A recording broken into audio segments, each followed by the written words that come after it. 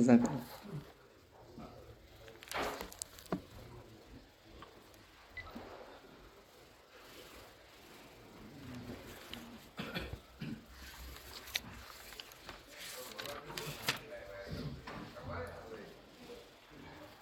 بسم اللہ الرحمن الرحیم. الحمد للہ نحمده ونستعینه ونستغفره ونعوذ باللہ من شرور انفسنا ومن سیئات اعمالنا من يهده الله فلا مضل له ومن يضلله فلا هادي له ونشهد ان لا اله الا الله وحده لا شريك له ونشهد ان سيدنا ومولانا محمدا عبده ورسوله صلى الله عليه وعلى آله وأصحابه وبارك وسلم تسليما كثيرا كثيرا. أما بعد فأعوذ بالله من الشيطان الرجيم. بسم الله الرحمن الرحيم. يسألونك عن الأنفال قل الأنفال لله والرسول فاتقوا الله وأصلحوا ذات بينكم وأطيعوا الله ورسوله إن كنتم مؤمنين. آمنت بالله صدق الله مولانا العظيم وصدق رسوله النبي الكريم ونحن على ذلك لمن الشاهدين والشاكرين والحمد لله رب العالمين. قابل احترام بزرگوں اور عزیز دوستوں اور ریسیور سے سننے والی میری معزز ماں بہنوں، سورۃ الانفال کی پہلی آیت پڑھی گئی ہے. سورہ اعراف ختم ہوئی جس میں اللہ تبارک و تعالی نے مشرکین اور کافرین کے جہل اور عناد اور ان کے کفر اور فساد کو بیان فرمایا. اس صورت میں اللہ تبارک و تعالی نے انہی کافرین اور مشرکین کو غزوہ بدر میں جو ناکامی، ان کا انجام بد ہوا، ان کو شکست ہوئی اور ان کے مقابلے میں مسلمانوں کو جو فتوحات ہوئی، جو ایک درجے میں مسلمانوں کے لیے انعام اور احسان تھا اور کفار اور مشرکین کے لیے انتقام اور عذاب تھا، تو اس صورت میں اکثر مضامین غزوہ بدر سے متعلق ہیں، جن مضامین کے اندر کفار اور مشرکین کی شکست کو بیان کیا گیا ہے. تو پہلی آیت ہے یسألونک عن الانفال. لوگ آپ سے مال غنیمت کا حکم دریافت کرتے ہیں، مال غنیمت کا حکم پوچھتے ہیں کہ اس کا حکم کیا ہے. آیت کو سمجھنے سے پہلے آیت کا شان نزول اگر سمجھ میں آ جائے تو آیت کا سمجھنا آسان ہوگا. ترمذی میں بھی اور مسند احمد میں بھی اس کے شان نزول کے متعلق جو روایت ہیں وہ اس طرح ہے کہ عبادہ ابن صامت رضی اللہ تعالیٰ عنہ سے کسی نے پوچھا انفال کے بارے میں، تو یہ انفال کیا چیز ہے؟ تو عبادہ ابن صامت رضی اللہ تعالیٰ عنہ نے فرمایا کہ یہ تو ہم صحابہ کرام رضوان اللہ تعالیٰ علیہم اجمعین ہی کے متعلق نازل ہوئی، اور اس کا پس منظر یہ ہے کہ جس وقت غزوہ بدر ہوا اور گھمسان کا رن پڑا اور مسلمانوں کو فتح ہوئی اور کافروں کو شکست ہوئی، تو اس وقت مال غنیمت کی تقسیم کے بارے میں ہم مسلمانوں کے 3 گروپ بن گئے.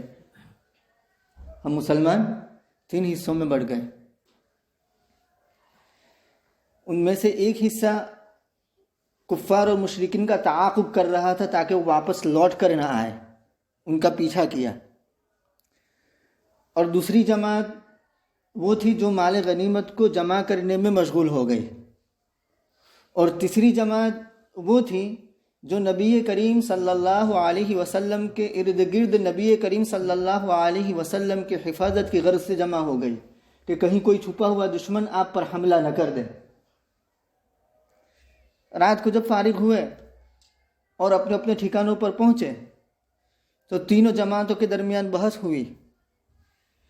جن لوگوں نے دشمنوں کا تعاقب کیا انہوں نے یوں کہا کہ مال غنیمت صرف اور صرف ہمارا حق ہے، کیونکہ ہم نے دشمنوں کا پیچھا کیا اور تعاقب کیا، اس وجہ سے تم پر اطمینان ہو گئے، پرسکون ہو گئے اور مال غنیمت کو سمیٹتے رہے.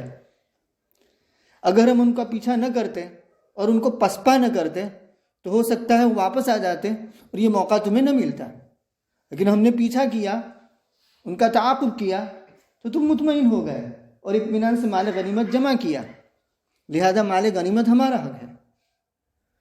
جو مال غنیمت جمع کرنے والے تھے انہوں نے یوں کہا کہ اس مال میں ہمارے علاوہ کسی کا حصہ نہیں، کیونکہ جمع ہم نے کیا ہے، سمیٹا ہے ہم نے، محنت ہم نے کی ہے۔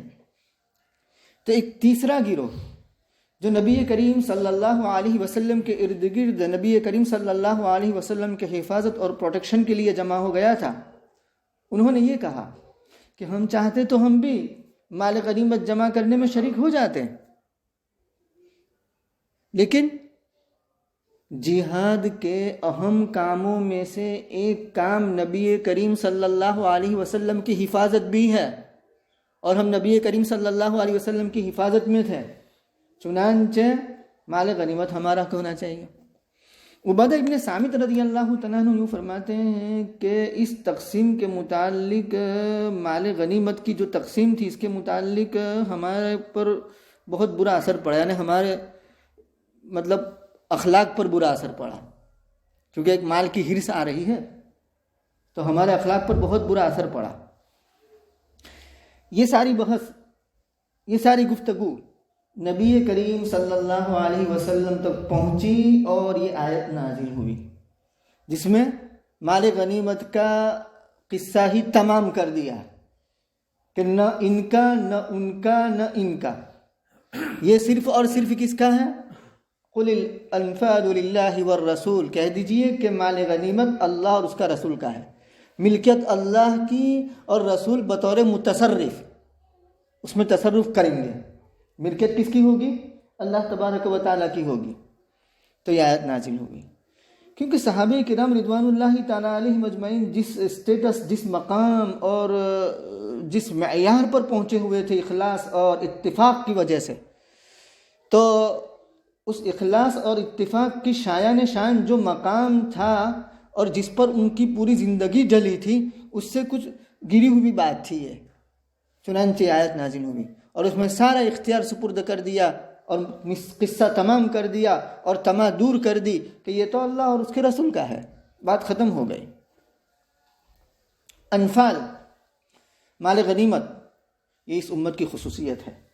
نبی کریم صلی اللہ علیہ وسلم نے یوں فرمایا کہ مجھے 5 چیزیں اور ایک روایت میں 6 چیزوں کے ذریعہ گزشتہ انبیاء پر فضیلت دی گئی، ان میں سے ایک اوتیت جوامع الکلم، کہ مجھے جوامع الکلم دیے گئے، مطلب الفاظ مختصر ہوں، الفاظ مختصر ہوں لیکن اس کے پیچھے معنی کا سمندر ہے، سمندر کوزے میں سمو دیا۔ نمبر 2، نصرت بالرعب، رعب کے ذریعہ میری مدد کی گئی، یعنی نبی صلی اللہ علیہ وسلم کا ایسی دھاک تھی اور ایسا رعب تھا، ایسا دبدبہ تھا کہ 1 مہینے کی مسافت پر دشمن ہوتا تھا اور وہ تھر تھر کانپتا تھا، یہ رعب دیا تھا آپ کو۔ نمبر 3، جعلت لی الارض مسجدا وطہورا، کہ میرے لیے مسجد، زمین پوری کی پوری مسجد جہاں بھی پاکی کی شرط کے ساتھ نماز پڑھنا چاہے پڑھ سکتے تھے۔ پچھلی امتیں اپنی خاص جگہوں میں نماز ادا کرتی تھی اور پانی کے علاوہ کوئی اور وسیلہ نہیں تھا طہارت کا۔ اس امت کے لیے زمین کو مسجد بھی بنایا اور زمین کو طہارت کا آلہ بھی بنایا کہ پانی نہ ہو تو تیمم کر لو، مٹی سے ہاتھ رگڑ دو زمین پر اور اپنے چہرے پر اور ہاتھ پر پھیر لو۔ تو یہ خصوصیت۔ احلت لی الغنائم، نمبر 4، کہ میرے لیے غنیمت حلال ہوئی۔ پچھلی امتوں کے لیے غنیمت کا مال حلال نہیں تھا، وہ اپنے استعمال میں نہیں لا سکتے تھے، تو ان کا طریقہ کار کیا تھا؟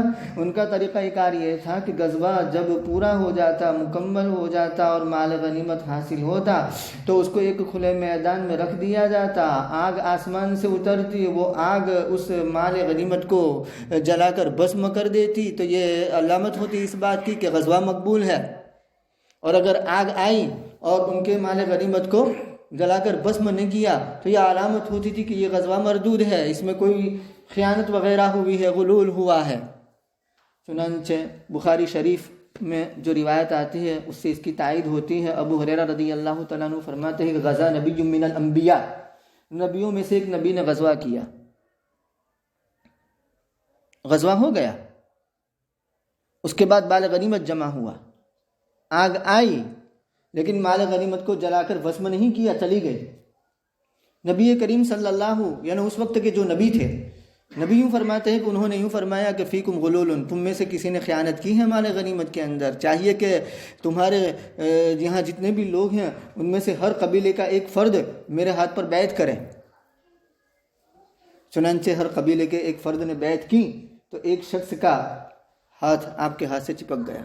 آپ نے فرمایا فیکم غلول، تم میں خیانت ہے، یعنی تمہارے قبیلے کے کسی فرد نے خیانت کی ہے۔ چنانچہ وہ گائے کے یا بیل کے سر کے برابر سونا لائے اور رکھا جو خیانت کیا ہوا تھا، اس کے بعد آگ آئی اور اس مال کو جلا کر بھسم کر دیا۔ تو اس سے معلوم ہوا کہ پچھلی امتوں کے لیے مال غنیمت حلال نہیں تھا، یہ اس امت کی خصوصیت ہے کہ ان کے لیے مال غنیمت حلال کیا گیا۔ نمبر 5، پچھلے انبیاء اپنی اپنی قوموں کی طرف یا اپنے اپنے علاقے کی طرف بھیجے جاتے تھے مخصوص طور پر، اور نبی کریم صلی اللہ علیہ وسلم کی نبوت، آپ کی بعثت، آپ کی رسالت، یہ عام تمام لوگوں کے لیے، قیامت تک آنے والی قوموں کے لیے، قیامت تک جو بھی علاقے ہیں ان تمام علاقوں کے لیے۔ یا ایھا الناس انی رسول اللہ الیکم جمیعا، میں تم تمام کی طرف رسول بنا کر بھیجا گیا ہوں۔ یہ 5 خصوصیت ہے۔ اور چھٹی اگر ملا لیں دوسری روایت کے اعتبار سے، ختم بی النبیون، نبیوں کو مجھ پر ختم کیا گیا، یعنی میں خاتم النبیین ہوں، میرے بعد کوئی نبی نہیں آئے گا، یہ میری خصوصیت ہے۔ تو انفال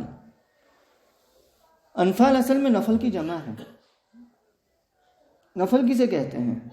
بھئی ہم فرض نماز پڑھتے ہیں 4 رکعت ظہر کی، 4 رکعت عصر کی، زکوٰۃ ادا کرتے ہیں فرض، حج ادا کرتے ہیں فرض، روزہ رکھتے ہیں فرض، لیکن ان فرائض کے علاوہ بھی ہم اپنی خوشی سے نوافل ادا کرتے ہیں، طوعاً، اپنی خوشی سے، اسی لیے تطوع کہا جاتا ہے کہ اندر کی خوشی سے وہ ادا کرتے ہیں۔ یہ شریعت کی جانب سے لازم اور فرض نہیں ہے، لیکن آپ نوافل پڑھتے ہیں، تہجد پڑھتے ہیں، اوابین پڑھتے ہیں، اشراق پڑھتے ہیں، چاشت پڑھتے ہیں، سنن نوافل کا اہتمام کرتے ہیں، تو یہ فرض تو نہیں ہے، یہ نفل، فرض سے کچھ زائد چیز ہے۔ تو نفل کا مطلب کیا؟ زائد انعام، فضل، زائد چیز، ایکسٹرا چیز، اگر کرو تو ثواب ملے گا، نہیں کرو تو کوئی عذاب وغیرہ ہوگا نہیں۔ تو نفل کا مطلب ایکسٹرا۔ تو یہ کیا ہے؟ بھئی کفار سے لڑنا ہے اللہ کو راضی کرنے کے لیے اور اعلاء کلمت اللہ کے لیے، اللہ کے کلمے کو بلند کرنے کے لیے، لیکن اللہ نے فرمایا کہ چلو اس کے ساتھ ساتھ مال غنیمت بھی لے لو، یہ ایکسٹرا۔ تو وہاں تو اللہ کو راضی کرنے کے لیے لڑنا ہے، لیکن مال غنیمت ایکسٹرا تمہیں مل رہا ہے، تو اس لیے اس کو نفل کہتے ہیں۔ اب قرآن کریم کے اندر 3 لفظ آئے ہیں، ایک ہے انفال، آگے آئے گا 41ویں آیت میں وَاعْلَمُوا أَنَّمَا غَنِمْتُم مِّن شَيْءٍ، غنیمت، اور آگے آئے گا سورۃ الحشر کے اندر ما افاء اللہ، مال فے۔ تو مفسرین کی ایک جماعت یوں کہتی ہے کہ مال غنیمت کا پورا تصرف اللہ تبارک و تعالیٰ نے پہلے رسول اللہ صلی اللہ علیہ وسلم کو دیا تھا، وہ جس طرح دینا چاہے دے سکتے ہیں، سب کے درمیان مساوی طور پر آپ تقسیم کر دیتے تھے۔ لیکن وہ جماعت یوں کہتی ہے کہ یہ حکم ابتدا میں تھا، اس کے بعد یہ منسوخ ہو چکا، اور ناسخ کیا ہوا؟ وَاعْلَمُوا أَنَّمَا غَنِمْتُم، جس میں یہ بیان کیا گیا کہ خمس بیت المال کے اندر جمع کر دیا جائے گا، اور 4 خمس کس کا ہوگا؟ مجاہدین کا ہوگا۔ تو گویا کہ وہ ناسخ ہوا اور یہ منسوخ ہوا۔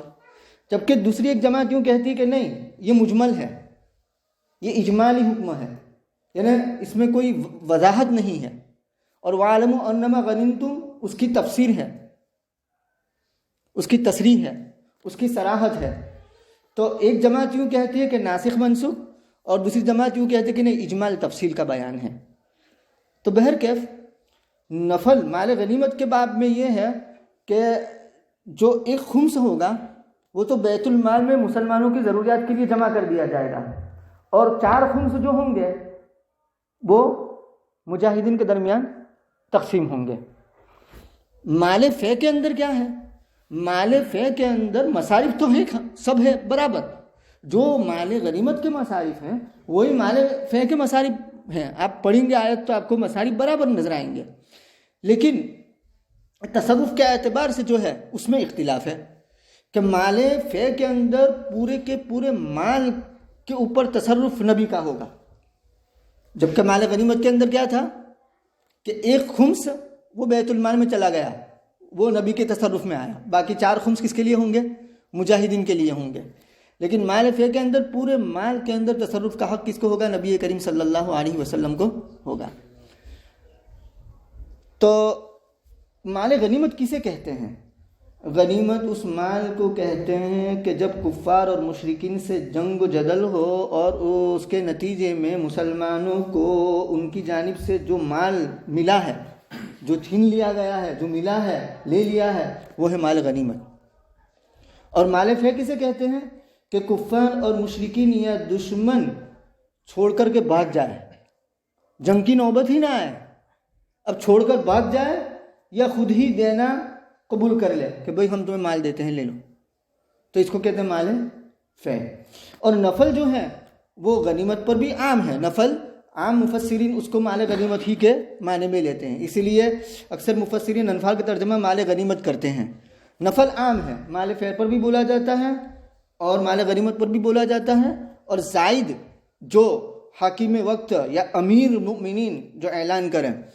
اصل میں نبی کریم صلی اللہ علیہ وسلم کے عہد میں یہ مال جو انعام کے طور پر دیا جاتا تھا غنیمت میں سے، اس کی کچھ صورتیں تھیں۔ کبھی تو امیر غزوے سے پہلے یہ اعلان کرتا تھا کہ من قتل قتیلا فلہ سلبہ، جو کسی کو قتل کر دے تو اس کو اس کا سامان ملے گا۔ اب وہ سامان سیدھا جو قاتل ہے، قتل کرنے والا، وہ لے لے گا، اس کا مال غنیمت سے کوئی تعلق نہیں، اس کو مال غنیمت میں جمع نہیں کیا جائے گا۔ ایک طریقہ یہ تھا، اور دوسرا طریقہ نوازنے کا یہ تھا کہ نبی کریم صلی اللہ علیہ وسلم ایک بڑے مسلمانوں کے مجمع میں سے ایک جماعت کو منتخب فرماتے تھے اور اس کو ایک علاقے کی طرف غزوے کے لیے بھیج دیتے تھے، جنگ کے لیے بھیج دیتے تھے، اور یوں فرماتے تھے کہ وہاں سے جو بھی مال غنیمت آئے گا وہ تمہارا ہوگا، اس میں کسی دوسرے کی شرکت ہوگی نہیں۔ ہاں اتنا ہوگا کہ اس میں سے جو ایک خمس ہوگا وہ بیت المال میں جمع کر دیا جائے گا، اور باقی جو 4 خمس ہیں وہ تم لوگوں کا ہوگا۔ تو بڑی جماعت میں سے ایک چھوٹی جماعت کو ایک خاص علاقے کی طرف بھیجا گیا ہے، اور خاص علاقے میں سے جو مال ملا وہ مال صرف انہی لوگوں کا ہوگا، اس میں ان لوگوں کی شرکت ہوگی۔ یہ ایک نوازنے کا دوسرا طریقہ تھا۔